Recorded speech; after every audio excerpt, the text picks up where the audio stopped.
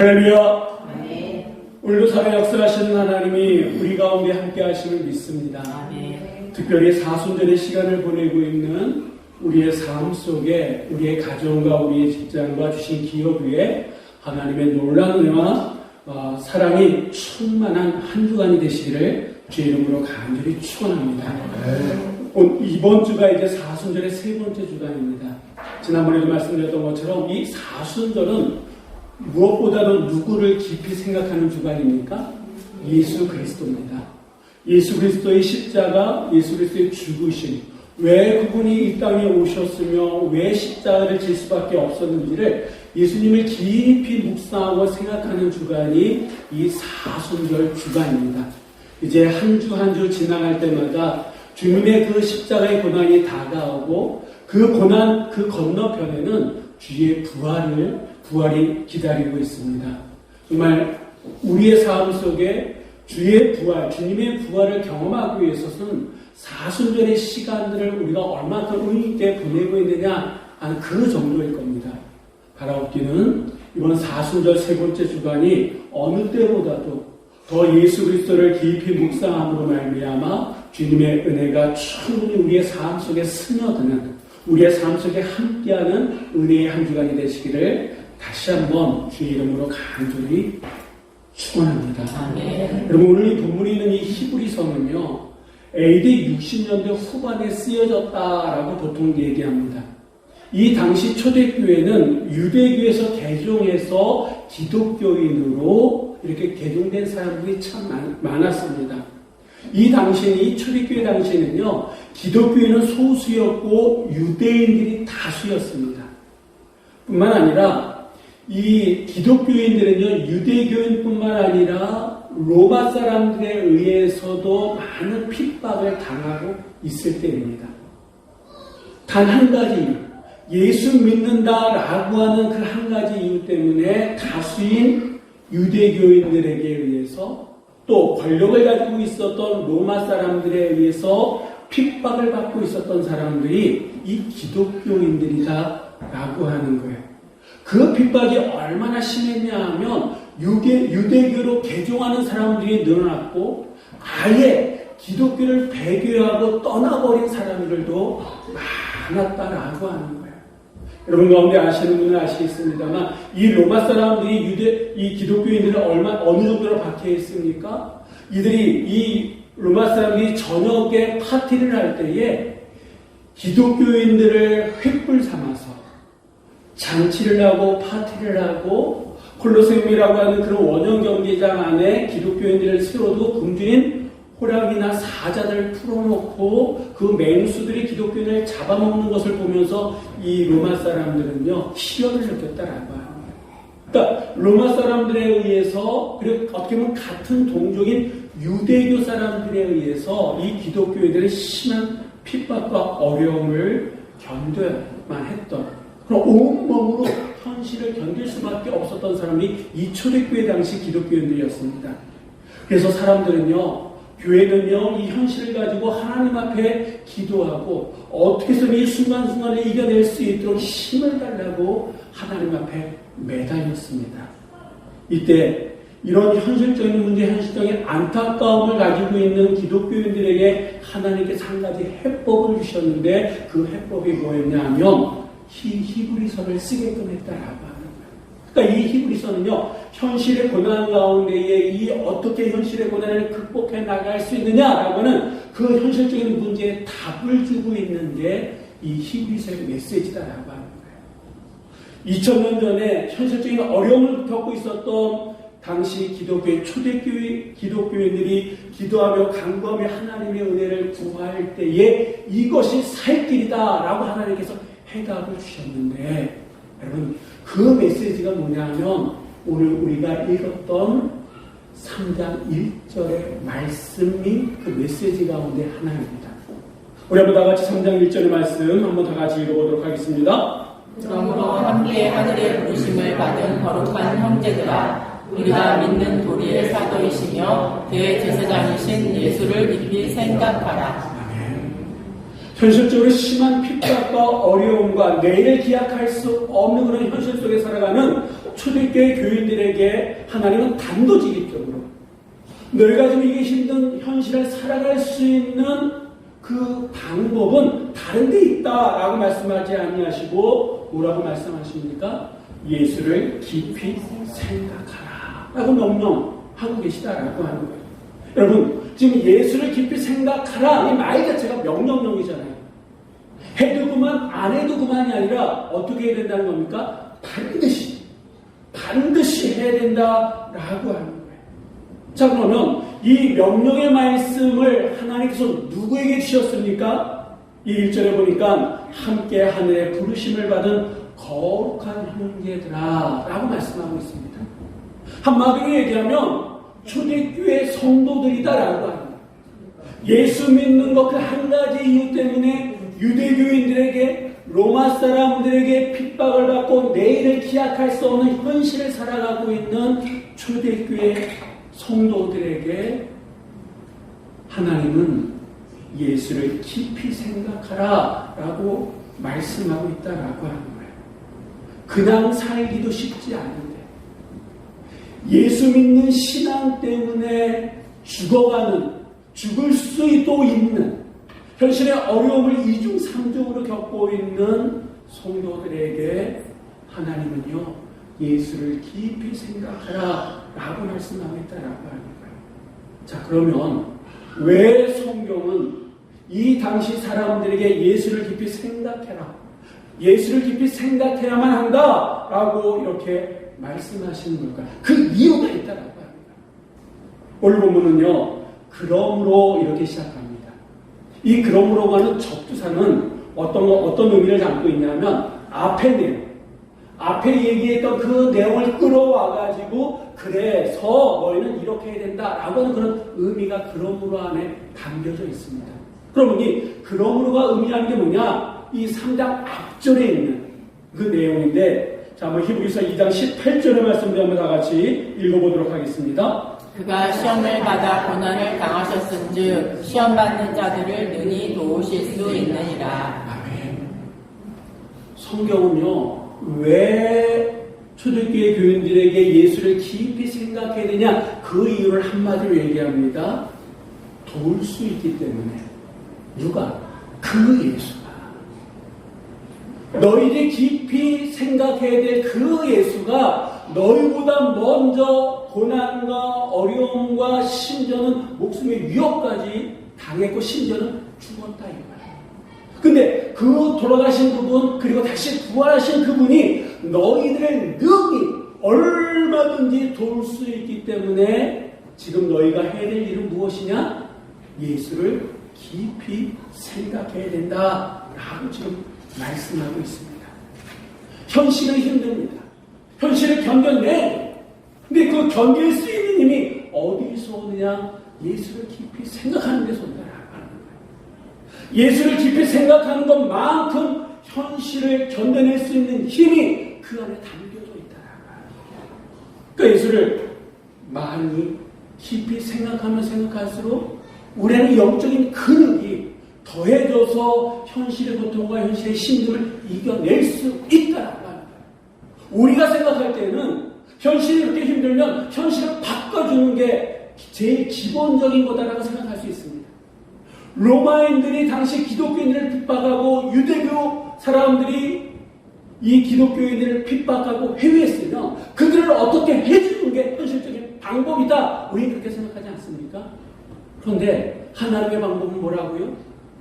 로마인들을 없애고 유대교인들을 없애는 것이 아니라 현실이 힘들면 힘들수록 어떻게 해야 된다고? 예수를 깊이 생각하는 거다. 왜? 그분이 우리를 도우시기 때문에. 얼마든지 도우실 수 있는 능력이 예수 안에 있기 때문에 예수를 깊이 생각해야 된다. 라고 성경은 초대교회 교인들에게 말씀하고 있습니다.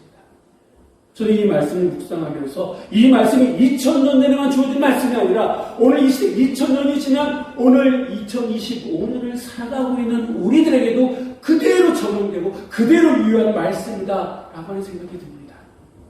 왜 그러냐 하면 여러분 물론 우리는 2000년 전처럼 우리가 지금 한국의 상황이 우리가 예수를 믿는다고 경찰이 와서 잡아갑니까? 아니. 없는 일을 뒤집어 씌워가지고 감옥에 가둡니까? 아니. 그런 상황은 아닙니다. 그렇다고 우리가 신앙생활하는데 최적의 상황입니까? 그건 더더욱 아니에요. 예전에는 이 어둠의 세력 사단이 예수를 믿는 것을 어떻게 해서든 방해하려고 핍박이나 환란이나 옥에 가두거나 짐승에 밥이 되는 이런 식으로 기독교인들을 협박하고 흩어놨다 그러면 지금은 어떻습니까? 약간 좀 상황을 전략을 바꿨어요. 막 몰아붙이는 것이 아니라 햇빛처럼 번영이다, 복이다, 잘 되는 거다, 성공이다, 이런 단어로 우리를 유혹합니다. 그러다 보니까 알게 모르게 교회 안에도 큰 뭔가를 대단하게 얻어야지만 신앙생활 잘하는 것 같고, 그렇지 않으면 신앙생활 잘못하는 거 해가지고 그런 건 아닌가라고 하는 혼돈 속에 교회를 떠나가고 신앙생활을 그만두는 사람들이 얼마나 많은지 몰라요. 그렇기 때문에 어느 때보다도 신앙생활하기에 힘든 시대가 오늘 우리가 살아가고 있는 이 시대이고, 여러분, 어떤 사람들은 심지어는 지금도 예수 믿냐라고 우리를 조롱하는 사람들도 있습니다. 아직도 교회 다니고 있느냐라고 말하는 사람들도 있어요. 그렇지 않습니까? 그러니까 어느 시대보다도 우리에게 신앙생활하기에 힘들고 혼돈 가운데에, 예전에는요, 불과 몇 년 전만 하더라도 이 주일날 아침에 이 사거리나 이런데 이단이 나와서 전도하지 않았어요. 근데 지금도 한번 이 시내 사거리 한번 가보십시오. 이단이 나서 버젓하게 전도하고 있습니다. 주중에도요, 신천이나 이런 이단 종교들이 전도하고 있어요. 이제는 대놓고 공격적으로. 요즘 여러분 그거 아십니까? 통일교회에서 대놓고 공중파에서 선전하고 있는 거 아십니까? 광고하고 있는 거. 이제는 숨어있던 사람들이 드러나와서 공격적으로 우리 식으로 하면 전도하고 있다 보니까 세상 사람들은요, 몰라요. 그러니까 교회라고는 하는 이름으로 얘기할 때 세상 사람들은 몰라요. 그들이 뭔가 잘못하면 교회가 싸잡고 이렇게 욕먹는 세상이다라고 하는 거예요. 그러다 보니까 어느 시대보다도 더 힘들고 어렵게 신앙생활하고 있는 게 지금 우리의 모습이다라고 해요. 신앙생활하는 것도 힘듭니다. 현실적으로 살아가는 것도 결코 만만치가 않다라고 해요. 어떻게 보면 신앙생활하는 것 때문에 더 힘들 수도 있어요. 일주일 동안, 지난 6일 동안 열심히 사는 몸이 피곤합니다. 그런데도 오늘 나와서 이 아침 이 시간에 주의 전에 올라와서 예배드리고 있잖아요. 몸만을 생각한다 그러면 피곤하고 힘들어요. 좀 더 자고 싶고 좀 더 쉬고 싶은 게 우리의 솔직한 마음입니다. 그렇다고 이렇게 나와서 예배드린다고 뭐가 쉽게 달라집니까? 달라졌으면 좋겠는데 더디 달라지는 것에, 아니면 이 달라지는 거하고는 거리가 먼 것 같은 내 현실 때문에 더 힘들 수도 하나님 앞에 매달립니다. 간절하게 기도해도 좀처럼 현실은 바뀌어지지 않아요. 그리고 전혀 생각하지 못했던 예수를 깊이 생각하라라고 하는 말씀밖에 들리지 않아요. 그렇기 때문에 더 혼란스러울 수도 있다라고 하는 거예요. 이 혼란함은 우리뿐만 아니라 2000년 전에 그 핍박 가운데 있었던 초대교육인들도 똑같았다라고 하는 거예요. 네, 여러분 한번 생각해 보세요. 우리가 생각할 때는 현실이 바뀌고 뭐가 달라져야 되는 것이 우리의 기도의 응답이라고 생각하지만, 성경은, 하나님은 그것을 먼저 말씀하신 것이 아니라 예수를 깊이 생각하라라고 하는 응답을 주셨다라고 하는 거예요. 그 안에 뭔가 특별한 이유가 있다라고 하는 거예요. 2000년이라고 하는 시간이 흘러왔습니다. 이 2000년이라고 하는 시간 속에 여러 가지 격동의 시간들이 있었고, 그 격동의 시간들 속에 교회는요, 끊임없이 세상의 핍박 가운데 있었습니다.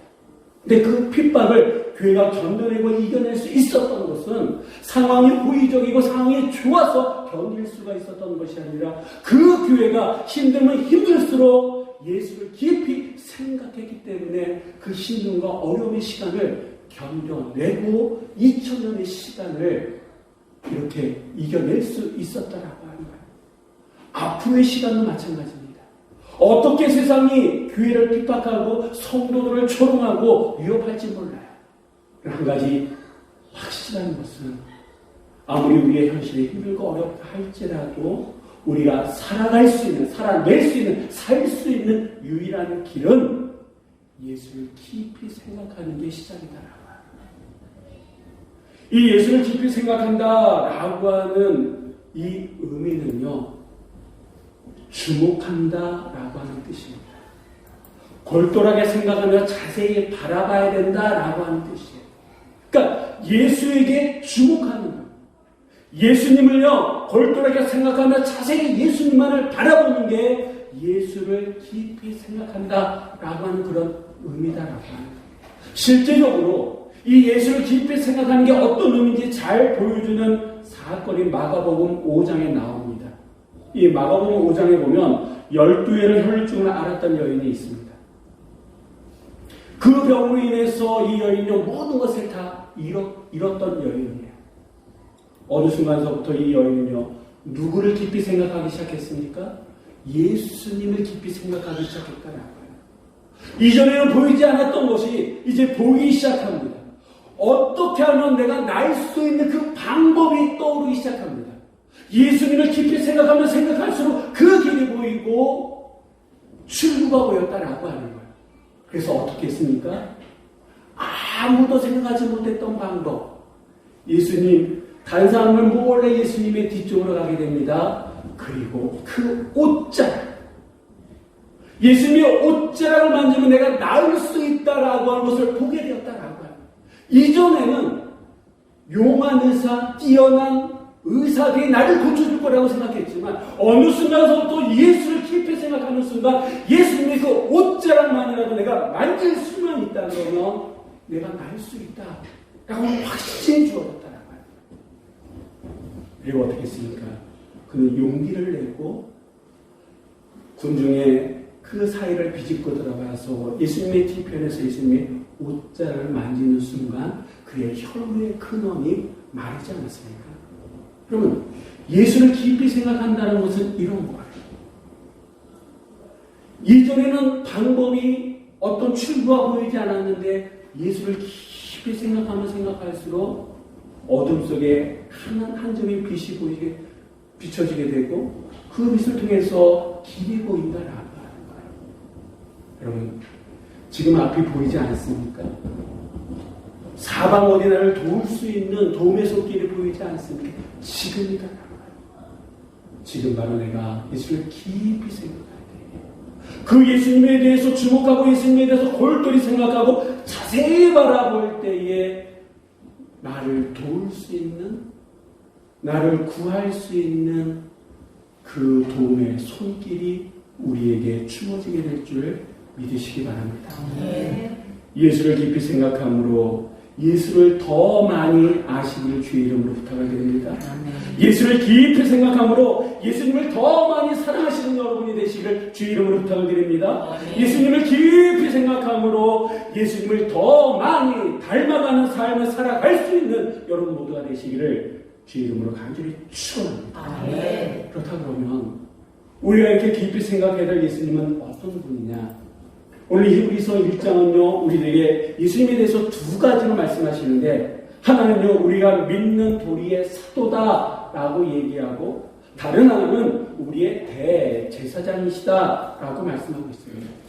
이 믿는 도리다라고 하는 이 말은요, 원어적인 의미는 다른 사람이 어떤 사건 또는 사실을 경험하여 알고서 말하는 것에 대해서 나도 똑같이 동의합니다 해서 그 말이 진실입니다라고 하는 것을 공개적으로 드러내는 공언이나 자백 이런 뜻이라고 합니다. 그러니까 다시 얘기하면 이 믿는 도리다라고 하는 것은 우리 모든 성도들이 모두 일치하게 공개적으로 똑같이 신앙을 고백하는 행위 이 말이에요. 그러니까 믿는 도리는 쉽게 얘기하면 신앙 고백이다라고 합니다. 그러니까 예수님은 어떤 분입니까? 우리의 신앙 고백을 받으시는 사도 이런 뜻이 됩니다. 오늘 우리가 예배 가운데에 사도신경으로 신앙을 고백하지 않았습니까? 근데 우리는 이 고백 여기서 멈춰서는 안 된다라고 합니다. 이 고백의 상고는 더 나아가서 우리의 삶 속에서 그 고백을 이뤄 나가는 삶을 살아가야 된다라고 합니다. 베드로는 멋있게 예수님을 고백했어요. 주는 그리스도시요 살아계신 하나님의 아들이십니다 라고 고백하지 않았습니까? 그런데 그는 결정적인 순간에 누구 뜻대로 했습니까? 자기 뜻대로 했잖아요. 살고자 예수님을 3번 부인하는 자기 뜻, 자기 옳은 대로 하지 않았습니까? 여러분, 우리는 고백을 넘어서 하나님의 뜻을 이루어가는, 내 뜻이 아니라 하나님의 뜻을 이루어가는 삶의 모습을 통해서 우리 고백을 증명해야 될 사람들이 바로 성도인 줄 믿습니다. 현대 그리스도인들을 풍자하는 내용 가운데 하나는요, 예수를 깊이 생각하는 사람들이 아니라 예수를 잘 이용하는 사람들이다, 이렇게 풍자하는 내용이 있다고 합니다. 여러분, 이 말에 대해서 어떻게 생각하십니까? 무슨 말이냐 하면, 예수를 믿는다고 하지만 기독교 신앙이라고 하는 게 나에게 줄 수 있는 것이 무엇인가를 먼저 생각한다라고 하는 거예요. 복음이 얼마나 내 마음을 평안하게 해주는가를 먼저 생각한다라고 하는 거예요. 예수가 내게 줄 수 있는 것이 무엇인지, 신앙생활이 나에게 줄 수 있는 것, 나에게 어떤 유익을 줄 수 있느냐라고 하는 것을 먼저 생각하는 사람들이 누구다? 요즘 현대 그리스도인들이다 라고 하는 거예요. 그러다 보니까 오랫동안 오랜 시간 신앙생활을 하고 있지만 예수 생명이나 복음과 구원의 감격을 잃어버린 채 때가 되면 왔다 갔다 하는 시계추 같은 그리스도인들, 현대 기독교인들이 점점 많아지고 있다. 그렇다 그러면 여러분들은 어떠십니까? 우리가 신앙을 고백하고 있는데 그 신앙에 걸맞는 삶을 통해서 하나님의 영광을 나타내고 있습니까? 아니면 고백으로, 아니면 듣는 것으로 끝나고 있습니까? 예수님은 어떤 분이시냐? 우리의 신앙의 고백을 들으신 분이다. 사도다라고 합니다. 이 사도라고 하는 말은 원어는요, 아포스톨로스라고 하는 말인데, 이 말의 원어적인 뜻은요, 어떤 임무를 위하여 보냄을 받은 자라고 하는 뜻입니다. 그러면 예수님께서는 어떤 임무를 띠고 누가 그분을 이 땅에 보내셨느냐? 우리 한번 성경을 보겠습니다. 요한복음 8장 42절의 말씀 우리 한번 다 같이 읽습니다. 이는 내가 하나님께로부터 나와서 왔음이라. 나는 스스로 온 것이 아니요 아버지께서 나를 보내신 것이니라. 아멘. 누가 예수님을 이 땅에 보내셨습니까? 아버지께서, 하나님께서 당신의 뜻을 이루시고자, 우리를 구원하시고자, 오늘 이 히브리서 기자가 얘기하는 이 말로 한다 그러면 우리의 신앙 고백을 받으시고자 이 땅에 보내심을 받은 자가 누굽니까? 예수님이다라고 합니다. 신앙의 고백을 받기 위해서, 우리의 신앙의 고백을 받기 위해서 이 땅에 오신 분이 예수 그리스도다라고 하는 거예요. 그런데 이분은 보내셨을 뿐만 아니라, 보냄을 받았을 뿐만 아니라 이 땅에 살면서 당신의 자녀들을 보낸 분이기도 하다라고 하는 거예요. 한번 말씀을 보겠습니다. 요한복음 20장 21절의 말씀을 다 같이 읽겠습니다. 예수께서 또 이르시되 너희에게 평강이 있을지어다. 아버지께서 나를 보내신 것 같이 나도 너희를 보내노라. 아멘. 아버지께서 나를 보내신 것 같이 나도 너희를 보내노라. 여러분, 너희가 누굴까요? 오늘 이 자리에 앉아있는 우리다라고 하는 거예요. 우리 주님은요, 하나님께서 당신을 보내신 것처럼 우리를 보내기를 원하고 계시다. 어디로? 하나님께서 당신을 저 하늘 보좌에서 이 땅에 보내신 것처럼 주님은 우리를 세상 가운데로 보내기 원하신다라고 하는 거예요. 왜? 너희에게 평강이 있을지어다. 평강을 잃어버린 자들에게 평강을 전하는 메신저로 우리를 보내기를 원하신다라고 하는 거예요. 지금도 현실의 힘듦과 어려운 가운데 허덕이는 자들에게 그리스도께서 주시는 세상이 줄 수도 알 수도 없는 그 평강, 평안을 증거하기 위해서, 전하기 위해서 우리 한 사람 한 사람을 보내기 원하신다라고 하는 거예요. 이 얘기는 이번 사순절의 시간 속에서 우리는 세상 속에 들어가서 주님께서 보내시는 이 메시지, 너에게 평강이 있을지어다 평강의 메신저가 되어져야 될 줄 믿습니다. 네. 또 우리 주님은 어떤 분이십니까? 우리의 대제사장 되신다라고 오늘 본문은 우리에게 말씀하고 있습니다. 이 구약성경에 보면 이 대제사장의 역할이 있습니다. 사람들을 대표해서 하나님 앞에 속죄 제사를 드리고 그의 백성들을 위해서 하나님께 속죄 기도를 드림으로 하나님과 사람들을 연결하는 교량 역할을 하는 게 대제사장이다라고 합니다. 그러니까 우리 주님께서는요, 하나님의 말씀을 인간들에게 전달하고 인간들의 기도, 인간들의 간구를, 고백을 누구에게 전해드립니까? 하나님께. 그럼 교량 역할, 다리 역할을 하시는 분이 우리 주님이시다라고 합니다. 그렇기 때문에 우리가 힘들고 상황 속에서 예수의 이름으로 기도할 때 그 기도는 땅에 떨어지는 것이 아니라 하나님께서 받으시는데 예수님께서 받으셔서 하나님께 올려드린다라고 합니다. 그래서 우리의 기도는 그냥 땅에 떨어지는 기도가 없다라고. 왜? 주님께서 살아계시다. 주님의 그 역할을 감당하기 위해서 이 땅에 오셨고 이 땅에서 십자가를 지심으로 말미암아 우리를 구원해 주셨다라고 하는 겁니다. 그러므로 이번 사순절을 보내면서 우리는 누군가를 하나님과 연결해 주는 역할이 우리에게 있다. 하나님 곁을 떠난 자, 신앙생활에서 멀어진 자, 내 주변에 가까이 있는 사람들, 아직도 예수를 모르고 하나님을 모르고 살아가는 사람들이 있잖아요. 살아있지만 실제로는 죽어가는 자들이 있지 않습니까? 그들에게 누구를 전해야 되느냐? 예수를 전하고 하나님을 전함으로 말미암아 그들과 하나님을 연결해 줄 수 있는 그 역할이 누구에게 있는가? 나에게 있다. 때론 그 역할을 감당할 때에 여러분 속이 상할 수도 있습니다. 자존심이 상할 수도 있습니다. 손해볼 수도 있습니다. 그런데 내가 하지 않으면 그 사람이 그렇게 죽어간다라. 그냥 그렇게 병들어간다라. 주님께서 이 땅에 오신 목적이 나를 구원하시기 위해서 십자가에 달려 돌아가셨던 것처럼 심한 고통을 당하셨던 것처럼 이제는 내가 그 역할을 감당할 때에 주님께서 웃으시고 주님께서 웃으시면 누가 웃을 수 있습니까? 나도 웃을 수 있다라. 우리의 가족이 웃을 수 있다라. 내가 사랑하는 사람들이 웃을 수 있다라. 제가 처음 신앙생활할 때는 저희 가정은 그 누구도 믿는 사람이 없었습니다. 제가 신학교에 들어갔을 때 저희 아버님은 신앙에 반대하셨습니다. 그래도 주님께서 부르심이 있었기에 제가 흔들렸지만 끝까지 그것을 견디고 인내했을 때에 지금 저희 아버님은 집사님이시고 저를 위해서, 저희 목회를 위해서 기도하고 계십니다. 그 순간은 힘들었어요. 내가 가야 되는 이 길이 맞나 방황했어요. 그런데 그 시간을 예수를 깊이 생각하면서 보냈더니 이제는 핍박했던 자가 중보자로.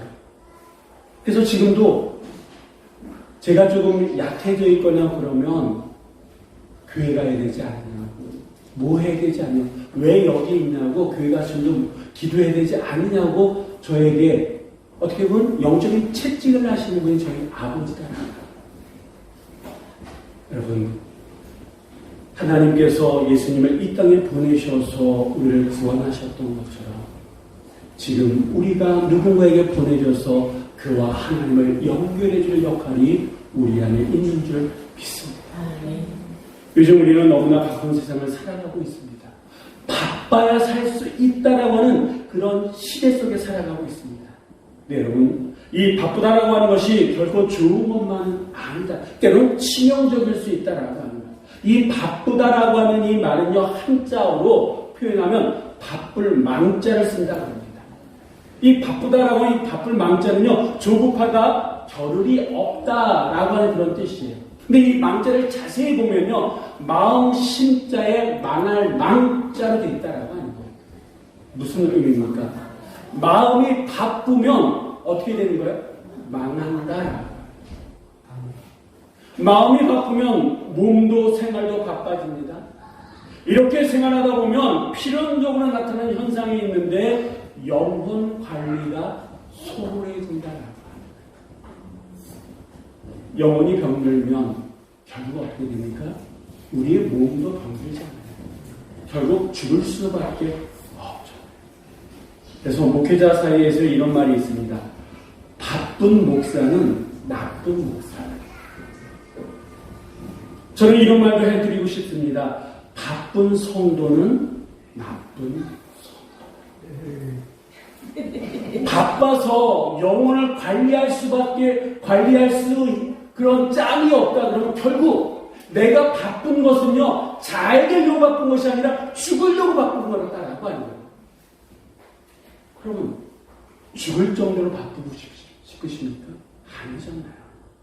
내가 잘 되려고 바쁘려고 하는 거 아니겠습니까? 근데 영혼 관리할 수 없을 정도로, 주의를 지킬 수 없을 정도로 바쁜 건 이건 복이 아니다라고 하는 거예요.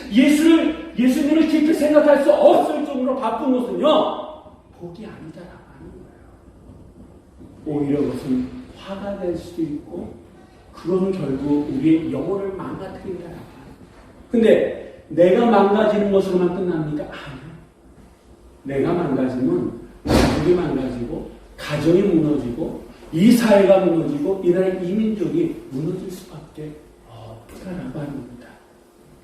여러분, 지금도 이 세상을 우는 사자처럼 끊임없이 삼킬 자를 찾고 있습니다. 끊임없이 우리를 수단과 방법을 가리지 않고 예수님께 집중하지 못하도록 흔들어 놓고 있다라고 하는 겁니다. 이런 현실 속에서 우리가 살 수 있는 방법은 오직 한 가지, 예수를 깊이 생각하는 거다. 앞에서도 말씀드렸던 것처럼 2000년의 시간이 지났습니다. 그 2000년의 시간 속에 수많은 변화들이 있었고, 수많은 변화들 속에 교회는 끊임없이 핍박 가운데 있었다. 근데 그 핍박을 견딜 수 있었던 것은 이 교회가 유동성 있게 그때마다 대치해서가 아니라, 힘들면 힘들수록, 바쁘면 바쁠수록 예수를 깊이 생각했기 때문에 그 시간을 이겨낼 수 있었다라고 하는 거예요. 그렇다고 하면 여러분, 지금 힘드십니까? 이 힘든 상황에서 내가 살 수 있는 방법은 예수를 깊이 생각하는 거예요. 예수를 깊이 생각하는 것만큼 우리에게 주어지는 영적인 여유는 크다. 다시 얘기하면, 내가 예수를 깊이 생각하지 못하면 내 입에서 나오는 말은 힘들다, 어렵다, 안 되는구나, 이런 말밖에 나오지 않지만, 내가 예수를 깊이 생각하면 생각할수록 감사합니다. 감사합니다. 할 수 있게 하시니 감사합니다. 하나님이 나와 함께 하시네 감사합니다. 이 감사가 나오게 될 줄 믿습니다. 여러분, 교회는, 성도는 힘들 때마다 예수를 생각했다라고, 그것도 깊이 골똘하게 자세히 예수님께 주목했다라고.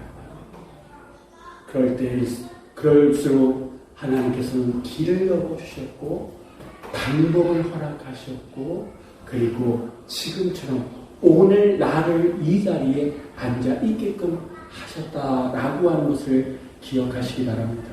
그래서 우리는 아무리 바빠도, 바쁘기 때문에 우리는 더더욱 믿음의 도리의 사도가 되시는 대제사장이신 예수 그리스도를 깊이 생각해야 될 줄 믿습니다. 흔들리는 우리의 삶, 흔들리는 믿음을 굳건하게 해주실 분은 오직 예수 그리스도밖에 없음을 믿고, 이번 한 주간, 이번 사순절 시간 속에 예수 그리스도를 깊이 생각하며 나아갈 수 있는 여러분 모두가 되시기를 주 이름으로 간절히 축원합니다. 기도하시겠습니다.